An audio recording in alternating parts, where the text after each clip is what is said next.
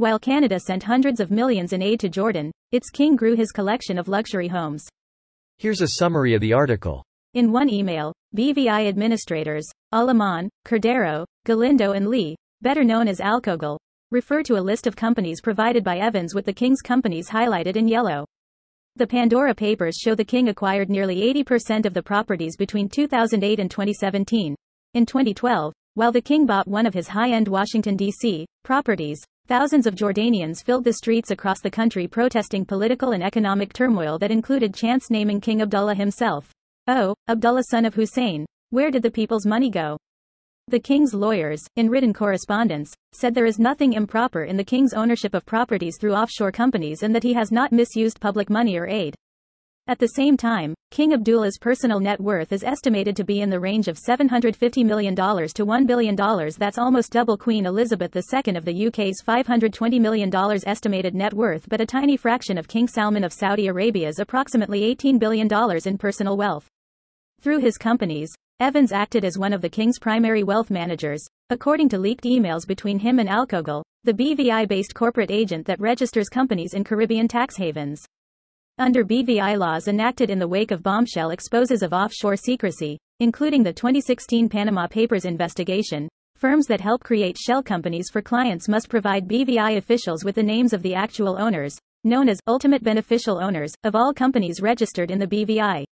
The information is then recorded on a confidential BVI government registry known as Beneficial Ownership Secure Search, or BOSS. Under BVI law, Alcogal must record such information even for companies that move to other tax havens like Panama, as a number of the kings were. According to the leaked emails, Evans asked Alcogal instead to list on the confidential BOSS register one of his own firms, either College Fiduciaire or Fidigere, and not the king himself as the beneficial owner of the king's companies. This post received a score of 9,000, with an upvote ratio of 97%. Here are the top comments in response to this article. Foreign aid is quite a complex string to unwind.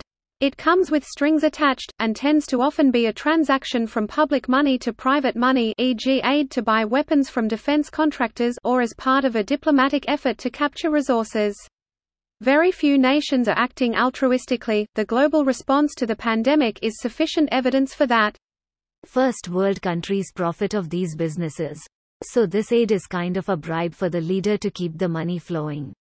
It's shitty, but it's reality. The modern way of making a Maharaja. True. But Jordan keeps things firm. Foreign aid is not about helping the people, it's about keeping the country stable and not have it flip to another alliance. Imagine if the Jordanian king said he was going to host Iran-backed militias or that he would sell weapons to Assad. That would be an outrage. So in order to coax the king, we ply them with gifts so they don't defect to the enemy. This basic geopolitics 101. Also, a lot of foreign aid is not cash. I have Canadian friends who work professionally for non-profit groups overseas, which in turn get their money from the Canadian government. Their salaries are technically classified as foreign aid, even though they bring most of that money home with them. There's also some material foreign aid which benefits the donor. For example, if Canada donates wheat to another country, there is some benefit to Canadian farmers. It's almost as if this is what happens with foreign aid. Not foreign aid. Foreign aid to corrupt countries. Also, sending money to someone in need isn't the best way to go about it. Less corrupt countries tend to be doing better and need less foreign aid though, so yes, this is what happens with foreign aid. Welfare king. This is why countries like Venezuela throw a fit when they receive aid in food and medicine. It's harder to buy prime beachfront properties with that. Food aid can be harmful if not executed well. Ideally, you want to foster local self-sufficiency, as much as possible, with food, and if you flood a low-income area with free food, that pushes out people who generate those goods locally. Foreign aid isn't bags of cash. Foreign aid means, hey, we are sending our companies to help you, they will bill us, the federal government, at going rates in our country, not at the cheap prices available at yours. While Canada sent hundreds of millions in aid to Jordan, its king grew his collection of luxury homes. King Abdullah, who awards an annual eponymous prize for transparency, purchased the homes between 2003 and 2017. In 2012, While the king bought one of his high-end Washington, D.C. properties, thousands of Jordanians filled the streets across the country protesting political and economic turmoil that included chants naming King Abdullah himself. "Oh, Abdullah son of Hussein, where did the people's money go?" The king's lawyers, in written correspondence, said there is nothing improper in the king's ownership of properties through offshore companies and that he has not misused public money or aid.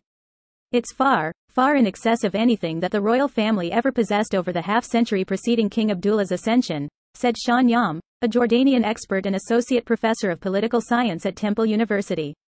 While Jordan has long been seen as relatively stable ground in an otherwise tumultuous region, that simmering public discontent with the unpopular king has begun spilling over. This video was automatically created by Reddit to speech.